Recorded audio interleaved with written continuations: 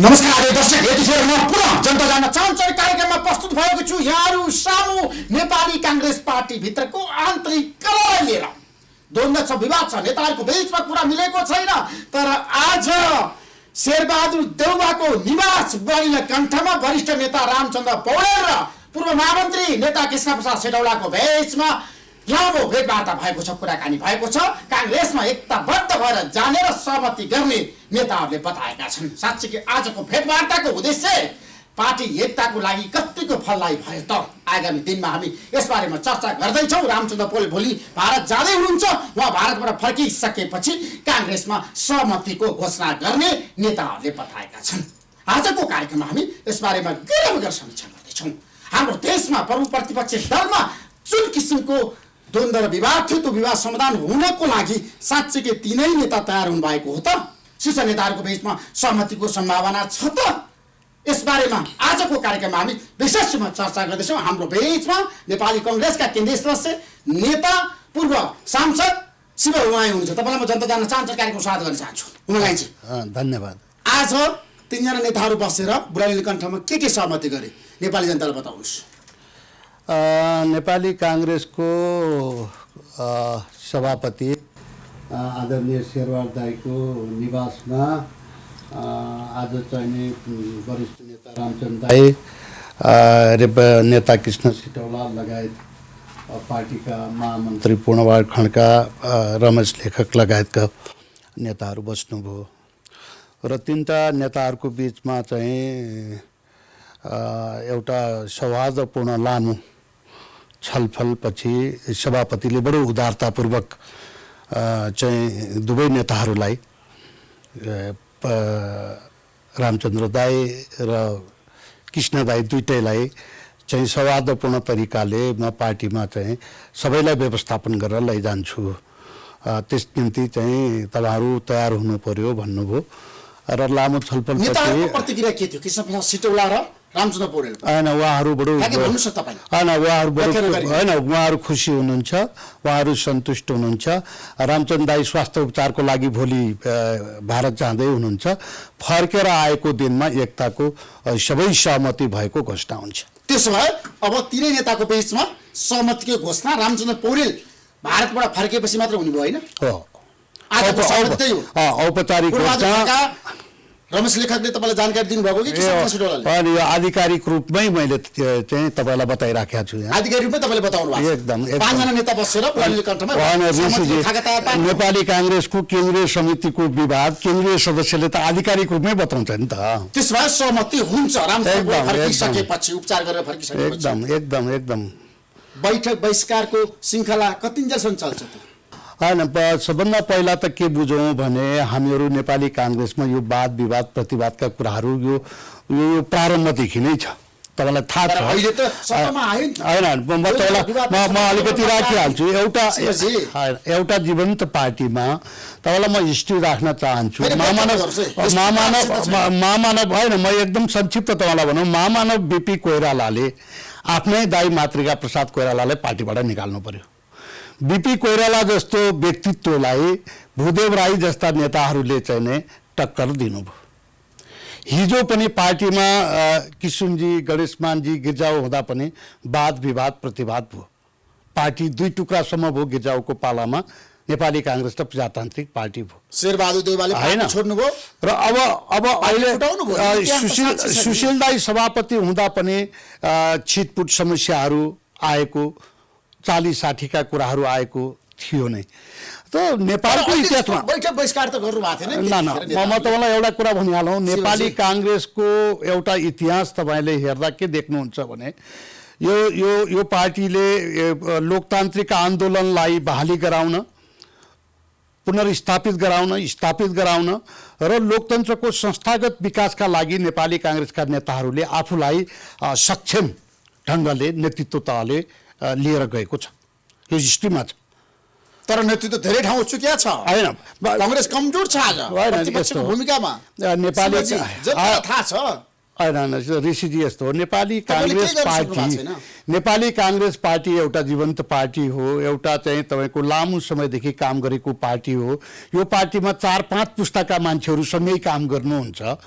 त्यसले गर्दाखेरि यहाँ कहिलेकाहीँ वाद विवाद प्रतिवाद हुनु छलफल हुनु छिनाझप्टी हुनु वाद विवाद बाहिर आउनु यसलाई धेरै नाजायज मान्नुहुन्न तर यसलाई व्यवस्थापन गर्ने कुशलता सफल हुनु यो क्षमता होइन व्यवस्थापन गर्ने क्षमता देखाउनु भयो कि भएन नेताहरूले प्रश्न त्यहाँनिर हो त्यो क्षमता अहिले भर्खर हामी तपाईँ र म यहाँ बस्दै हाम्रो नेताहरू 3 जना नेताहरू बस्नुभयो सभापतिजी बस्नुभयो वरिष्ठ नेता रामचन्द्र दाई बस्नुभयो शेषलाजी बस्नुभयो अनि चाहिँ साथमा अरू नेताहरू बस्नुभयो र चाहिँ यो व्यवस्थापन भइसक्यो त म तपाईँलाई शुभ खबर सुनाउँदैछु यहाँ औपचारिक रूपमा जनता जान्न चाहन्छ नि त्यसैले आन्तरिक कलह समाधान भयो तर एउटा कुरा यहाँ हामीले बुझ्नुपर्ने कुरा के छ भने नेपाली काङ्ग्रेस पार्टीले अहिले समाधान भयो अब हामी चाहिँ यो मसिना विवादहरू गर्दै छैनौँ हैन वास्तवमा मलाई भन्नुहुन्छ भने यो विवादै थिएन विवाद थियो हैन विवाद के थिएन हैन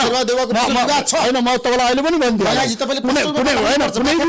अहिलेको विवाद कुनै विवादै थिएन यो विवाद भनेको न विचारमा विवाद हो न संगठन बनाउने रणनीतिमा विवाद हो न कम्युनिस्ट पार्टीको सरकार छ त्यसलाई कसरी चाहिँ प्रतिपक्षको भूमिका सबल बनाउने सशक्त बनाउने त्यहाँ नीति र रणनीति के मिलेन भन्ने कुरामा चाहिँ मत भिन्नता भएको हो विवाद केमा विवाद नेविसँगमा विवाद तरुण दलमा मलाई 2 जना बढी चाहियो कि 3 जना कम चाहियो हैन यो मसिनो कुरा हो यो पार्टी जीवनमा यो धेरै मसिनो म त तपाईहरुलाई के आग्रह गर्न चाहन्छु भने यहाँ बसेर नेपाली कांग्रेस जस्तो इतिहास बोकेको पार्टी नेपाली कांग्रेस जस्तो आदर्श सिद्धान्त भएको पार्टी संसारको सर्वोत्कृष्ट एउटा चाहिँ तपाईको आस्थाको आदर्शको हिसाबले इतिहासको हिसाबले कार्यकर्ताको हिसाबले यस्तो ऐतिहासिक पार्टी सर्वोत्कृष्ट पार्टीले तपाईको चाहिँ एउटा मसिनो कुराहरुमा भातृ संस्थाको न्यूमा शुभेच्छुक संस्थाको न्यूमा विवाद गरेर बस्नु सुहाउँछ विवाद छ नेविसँगमा म त आग्रह गर्न चाहन्छु भएन न दिने कि 32 माथि दिने तरुणदलमा कल्ला अध्यक्ष बनाउनु त्यही त म यही भन्दै छु तपाईहरुले जतिसुकै ठुलो कुरा गर्ने विवादलाई त विवाद छ भने भन्नुस् न जनतालाई नढाट्नु म तपाईलाई तपाईको यो लोकप्रिय मिडिया मार्फतै आग्रह के गर्न चाहन्छु भने बीपी कोइराला नेपाली कांग्रेस पार्टीको मात्रै सभापति नेता हुनु भएन गणेशमान जी पनि नेपाली कांग्रेस पार्टीको मात्रै सभापति नेता हुनु भएन गिर्जाबाबु पनि तपाईको र अन्तिममा सुशील कोइराला समेत पनि नेपाली कांग्रेस मात्रैको नेता हुनु भएन राष्ट्रको नेता हुनुभयो राष्ट्रिय नेता हुनुभयो अहिले जो नेताहरू हुनुहुन्छ हाम्रो बीचमा उहाँहरू एउटा अवसर पाउनुभयो सभापतिजीले कि संविधान जारी भइसकेपछि यो अन्तिम अहिलेको प्रतिनिधि सभा राष्ट्रिय सभा प्रदेश सभा र स्थानीय तहको निर्वाचन गराएर यसलाई संस्थागत विकासमा योगदान पुर्याउने अवसर एउटा वर्तमान सभापतिको पनि जुट्यो त्यसले गर्दा गर्दाखेरि निर्वाचनको कुरा गर्दाखेरि कार्यकर्ता हैन एउटा कुरा सुन्नु नेपाली कांग्रेसले कार्यकर्ताको लागि गर्ने कि म एउटा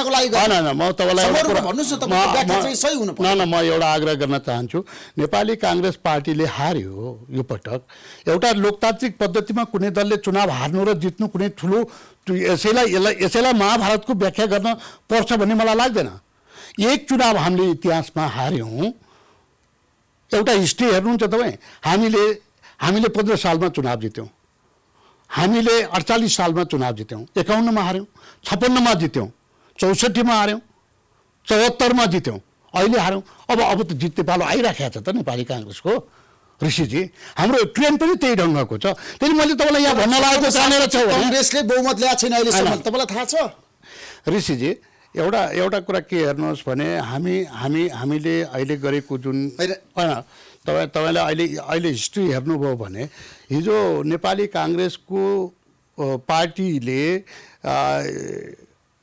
ठुलो दल नबनेको भए नेपालमा संविधान आउँथ्यो तपाईलाई विश्वास छ प्रधानमन्त्रीजी त 4-4वटा त हुनुभयो नि कम्युनिस्ट पार्टीको चलनाथजी पनि हुनुभयो नेपालजी पनि हुनुभयो ओलीजी पनि हुनुभयो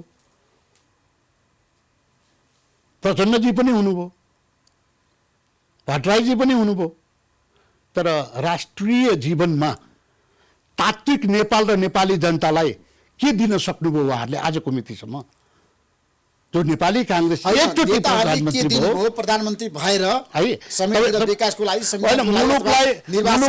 जसरी माहौल बन्यो होइन, विगतको कुरा हामीले छोड्दियौँ। लोकतन्त्रका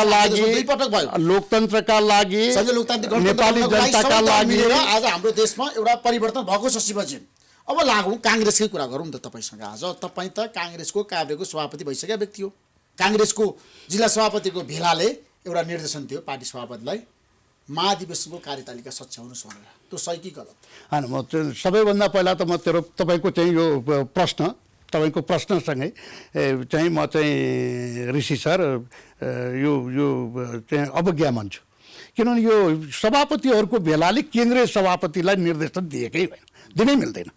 सबभन्दा पहिला नेपाली काङ्ग्रेसको इतिहासमा सभापतिहरूको सम्मेलन काभ्रेमा म आफै सभापति हुँदाखेरि पहिलोपटक भयो।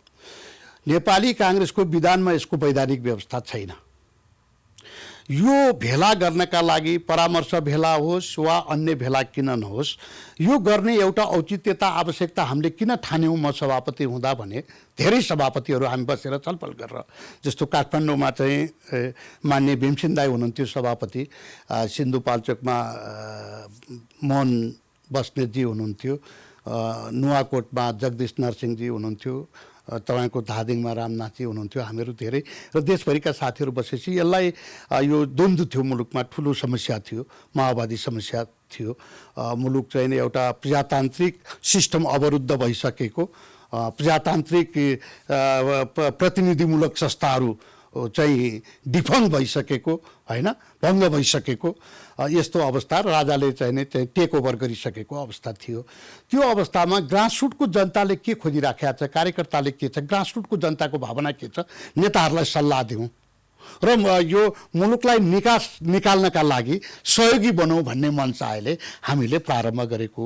पहिलो म आफै सभापति हुँ चाहिँ काभ्रेमा गर्ने र फाउन्डर सभापति सम्मेलन गर्ने मान्छे मै हुँ। म तपाईँलाई आग्रह के गर्न चाहन्छु भने यो अहिले जुन सभापतिहरूको भेला भयो, एउटा ग्रुपले बोलाएर एउटा ग्रुपको भेला गरेर यो सानेपामा, यो चाहिँ सरासर यो चाहिँ नै यो गलत नजिर बसाल्ने काम भयो। कसरी गलत यो गलत नजिर हो र यो होइन, सभापति साथीहरू जो होइन, म तपाईँलाई एउटा कुरा के होइन, म एउटा कुरा भनिहालौँ, व्याख्या गर्दिनँ। सानेपामा जम्मा हुने साथीहरू धुलीखेलमा काभ्रेमा म सभापति हुँदा सम्मेलनमा भाग लिएकै साथीहरू पनि धेरै साथीहरू हुनुहुन्छ। योग्यता, क्षमता, लगानी, त्याग, तपस्या, बलिदानको हिसाबले म भन्दा पनि अब्बल हुनुहुन्छ। म उहाँहरूलाई सम्मान गर्न चाहन्छु। तर सभापति परामर्श भेला भनेर सभापतिहरूलाई केहीलाई छोडेर एउटा गुटको त्यो छुट्टै कफी कप गरे भइहाल्यो नि एउटा होटलमा। अनि नेताहरूकै म तपाईँलाई यही तपाईँको मिडियाबाट प्रश्न गरौँ, जति साथीहरू त्यहाँ भेला हुनुभयो सभापति साथीहरू, म विनम्रतापूर्वक आग्रह गर्छु, म यो हक राख्छु, पहिलो सभापति सम्मेलन गरेको नाताले म यो हक राख्छु, म विनम्रतापूर्वक आग्रह गर्न चाहन्छु, उहाँहरू यहाँ भेला भए चाहिँ उहाँहरू पनि चुनाव गरेर आउनुभएको छ, अधिवेशन गरेर आउनुभएको छ, उहाँसँग हार्ने, उहाँसँग प्रतिस्पर्धामा आउने साथीले फेरि छुट्टै भेला त्यो जिल्लामा गऱ्यो भने पार्टी कहाँ पुग्छ?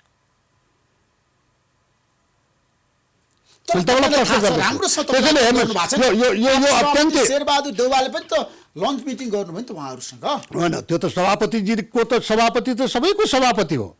नेपाली काङ्ग्रेसको सभापति, म तपाईँलाई भन्न चाहन्छु, नेपाली काङ्ग्रेसको सभापति नेपाली काङ्ग्रेसको सभापति हुँदै हो, सम्पूर्ण प्रजातन्त्रवादीहरूको आस्थाको केन्द्र हो।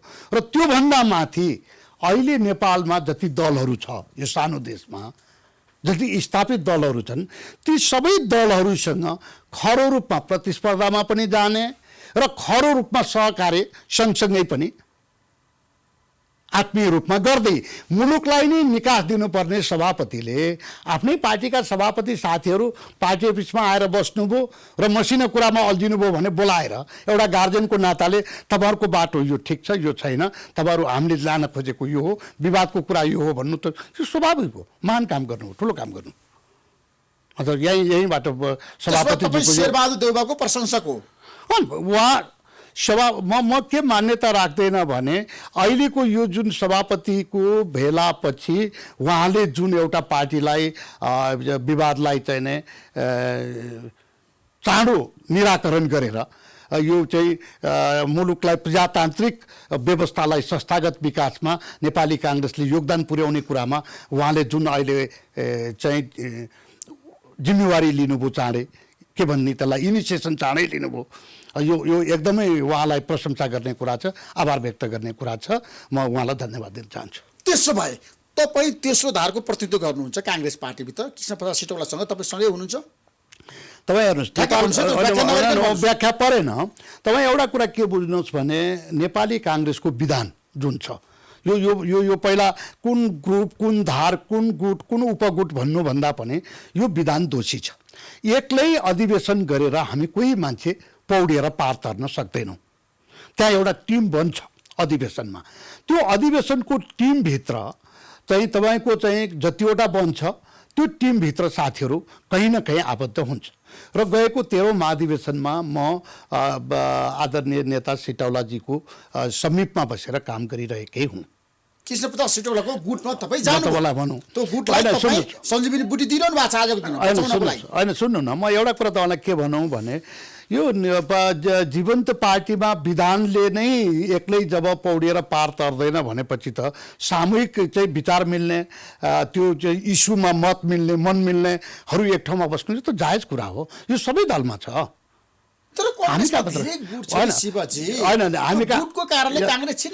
नम्बर एक त के हो भने एउटा कुरा किन स्वीकार्नु न, यो कुरा म तपाईँले एकदम राम्रो प्रश्न गर्नुभयो ऋषिजी, म तपाईँलाई धन्यवाद दिन चाहन्छु। यो राजनीति पनि एउटा कला हो। म राजनीति शास्त्रकै विद्यार्थी हुँ। राजनीतिमा पनि तपाईँको अहिले जुन देखिएको गुट उपगुट टिम धार जे जति छ जुनसुकै पार्टीमा यसलाई व्यवस्थापन गर्न जान्न सक्नु पर्यो, व्यवस्थापन गर्ने क्षमता देखाउनु पर्यो। यदि यसलाई व्यवस्थापन गर्ने क्षमता देखाउन सकिएन भने नेपाली काङ्ग्रेस पार्टी पनि के हुन सक्छ र अरू पार्टी पनि के हुन सक्छ भने चाइनाको एक जमानामा अत्यन्तै ठुलो संस्था थियो कुमिन्ताङ पार्टी, त्यो अहिले विलेप हो नि त, अहिले इतिहासको पानामा छ नि। नेपालमा नि ठुला ठुला चाहिँ संस्थाहरू थिए नि, राज संस्थै थियो, नेपालको प्रजा परिषदै थियो, अहिले इतिहासको पानामा छ नि। तपाईँलाई थाहा छ जर्मनमा तपाईँको बिस्मार्क भन्ने पार्टी र हिटलरको पार्टी थियो, आज त्यो इतिहासको पानामा छ। त्यो किन भयो भने व्यवस्थापन गर्न नसकेर भयो। अब म तपाईँलाई आग्रह गर्न चाहन्छु यो व्यवस्थाको कुरा गर्नुहोस्। तपाईँ कृष्णप्रसाद सिटौलाको गुटमा तपाईँ हुनुहुन्छ आजको दिनमा। एउटा कुरा तपाईँ के बुझ्नुहोस् भने म सबैभन्दा मैले व्याख्या भनिसकेँ। हामीले अधिवेशनमा चाहिँ एउटा टिम बनायौँ र मन मिल्ने इस्यु मिल्नेहरू बस्यौँ र काम गरिरह्यौँ। त्यसमा अहिले सबैभन्दा पहिला नेपाली हुँ, अहिले सबैभन्दा पहिला। दोस्रो म चाहिँ प्रजातन्त्रवादी हुँ, तेस्रो नेपाली काङ्ग्रेसको कार्यकर्ता हुँ। चौथो के हो भने चौथो चाहिँ नि इस्युमा जहाँ मत मिल्छ त्यो चाहिँ नि हो। म के होइन भने म नेपाली काङ्ग्रेसको सभापतिलाई कमजोर बनाएर नेपाली काङ्ग्रेस पार्टी बलियो हुन्छ भनेर सोच्ने मान्छे चाहिँ होइन। नेपाली काङ्ग्रेसलाई कृष्णप्रसाद सिटौला समूहले बहिष्कार गरिरहँदाखेरि बैठकमा तपाईँ सहभागी हुनुहुन्छ। होइन, म तपाईँ एउटा कुरा के बुझ्नुहोस् भने नम्बर 1 त कृष्ण दाईले भनेको कुरा तपाईँकै मिडिया मार्फत आएकै छ। यो बहिष्कार गर्नु पनि राम्रो छैन, बहुमत मात्रै भन्ने बेला पनि छैन। अहिले हामी प्रतिपक्षमा छौँ र कम्युनिस्ट पार्टीको सरकार छ जो निरङ्कुश ढङ्गले अधिनायकवादी ढङ्गले अगाडि बढेको छ र यति बेला साधारणभन्दा साधारण नेपाली जनताले पनि नेपाली काङ्ग्रेस जस्तो ऐतिहासिक पार्टी जसको विचार सर्वोत्कृष्ट छ त्यो पार्टी चाहिँ नि एकताबद्ध भएर सबल सङ्गठन बनाएर चाहिँ नि यो कम्युनिस्टहरूको अधिनायकवादी सोचको बारेमा जो सरकार चलाइराखेका छ नि कम्युनिस्ट पार्टीले सरकारलाई सत्ता चलाएको रूपमा लान खोजिरहेको छ, त्यसलाई रोक्नका लागि नेपाली जनताले आशा गरेको कारणले अहिले चाहिँ नै तपाईँको हामी एकताबद्ध हिँड्नुको विकल्प छैन र हामीले सहमतिको आधारमा हिँड्नुको कुनै विकल्प छैन। चाहनुहुन्छ शेरबहादुर देउवाला हो एकदम सभापति कमजोर भएर नेपाली काङ्ग्रेस पार्टी बलियो हुन्छ भन्ने मान्यता म राख्दैन।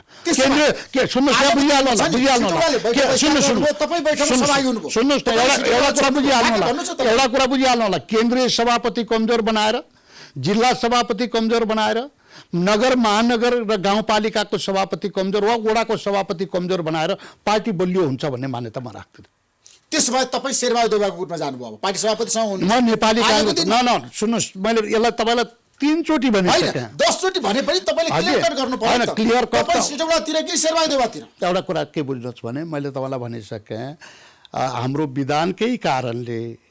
विधानकै कारणले चाहिँ हामी एक्लै हिँड्न सक्दैनौँ। त्यसैले अधिवेशनमा इस्यु मिल्ने मानिसहरू हामी एक ठाउँमा बस्छौँ र अधिवेशन फेस गर्छौँ टिम भएर।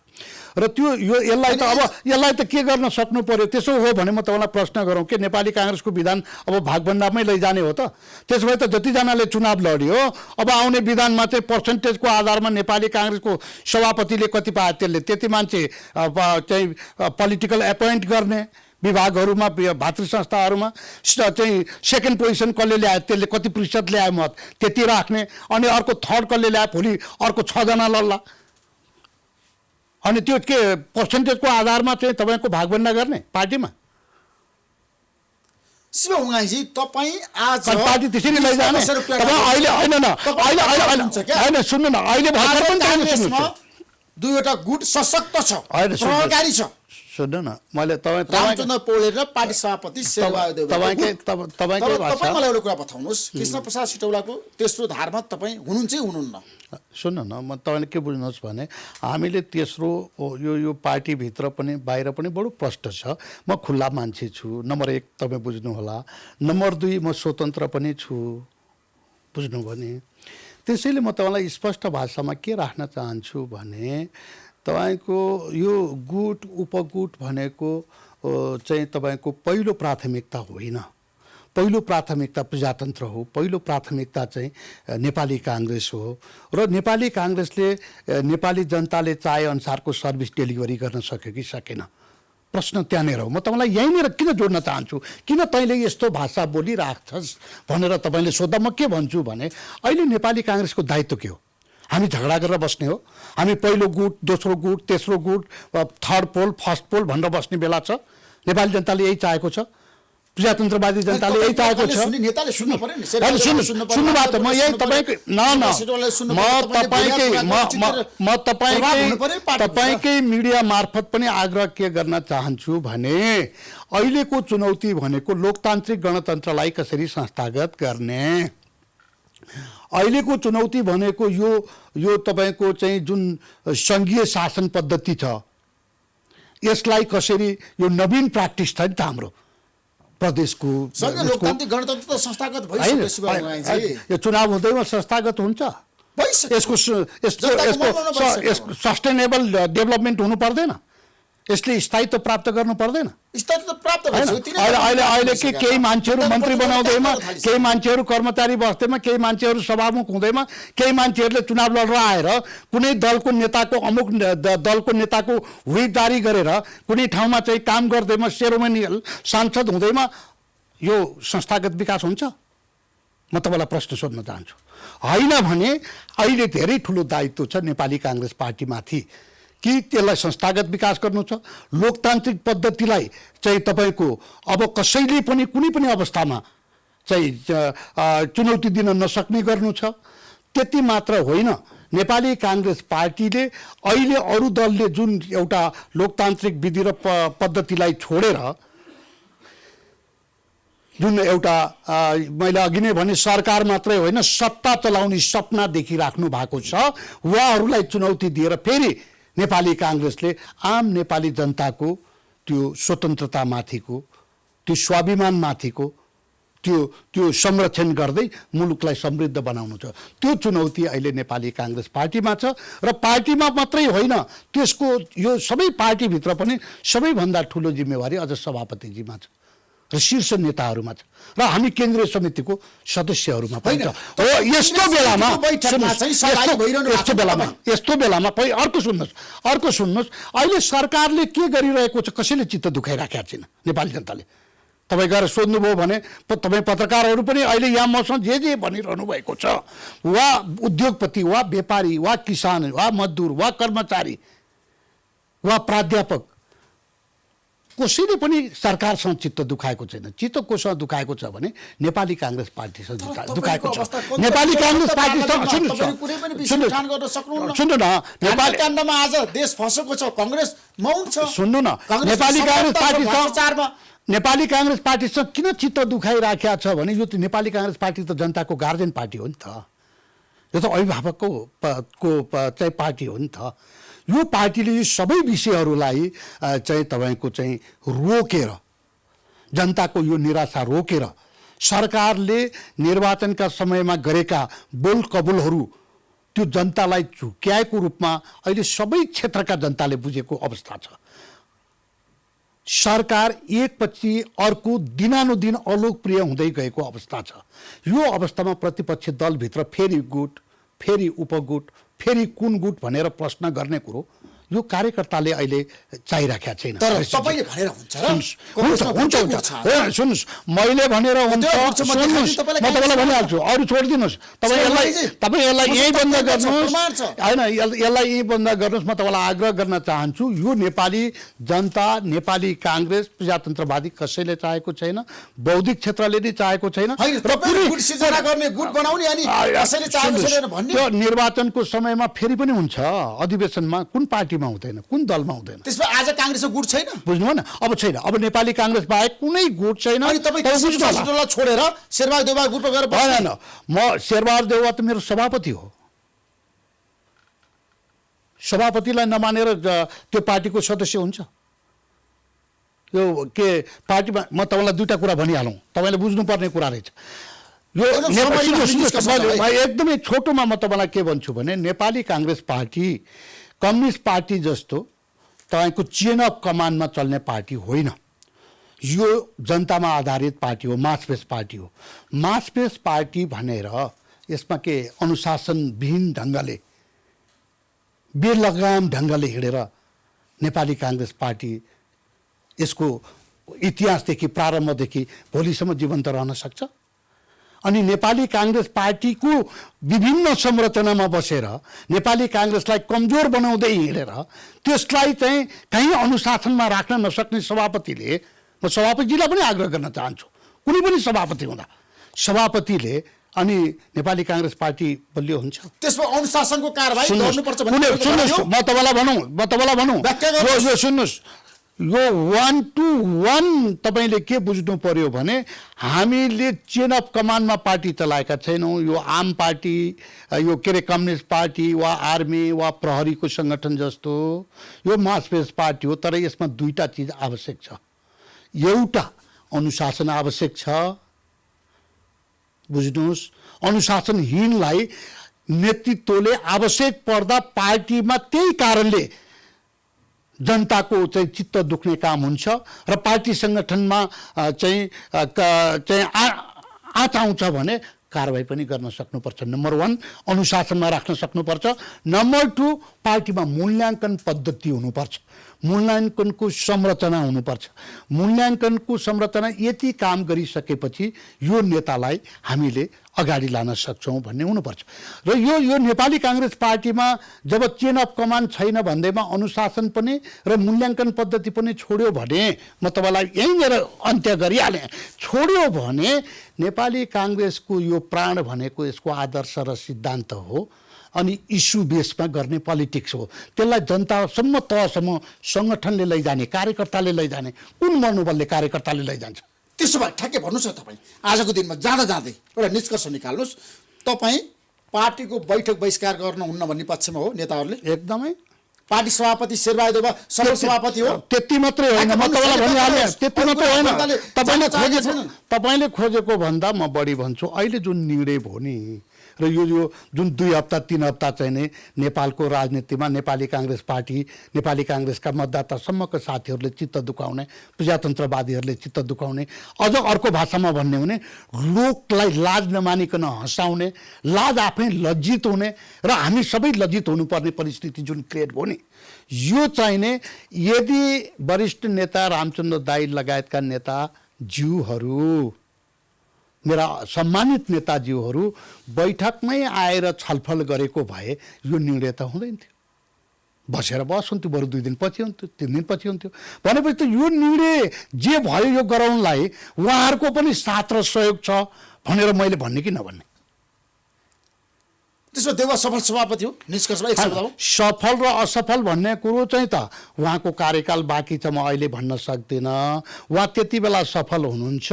अब आउने अधिवेशनलाई विवादरहित सफलतापूर्वक सम्पन्न होइन, आपसी चाहिँ सौहार्दपूर्ण प्रतिस्पर्धाका आधारमा अधिवेशन सम्पन्न गराएर अब आउने इलेक्सनमा मैले अघि पनि भने अरू दलहरूसँग चाहिँ प्रतिस्पर्धामा पनि खरो जाने र सहमतिका आधारमा पनि अरू दलहरूसँग समन्वय गरेर मुलुकलाई चाहिँ लोकतान्त्रिक पद्धतिलाई बलियो बनाउँदै समृद्ध बनाउने मार्गमा उहाँले नेतृत्व दिन सक्नुभयो, यो चुनौतीको समाधान गर्न सक्नुभयो भने उहाँ सफल सभापति हो। Thank you so much. धन्यवाद। महत्त्वपूर्ण समय दिनु तपाईँलाई म धेरै धेरै धन्यवाद दिन चाहन्छु। Thank you so much. धन्यवाद। म केही विषयपछि पुनः आउनेछु।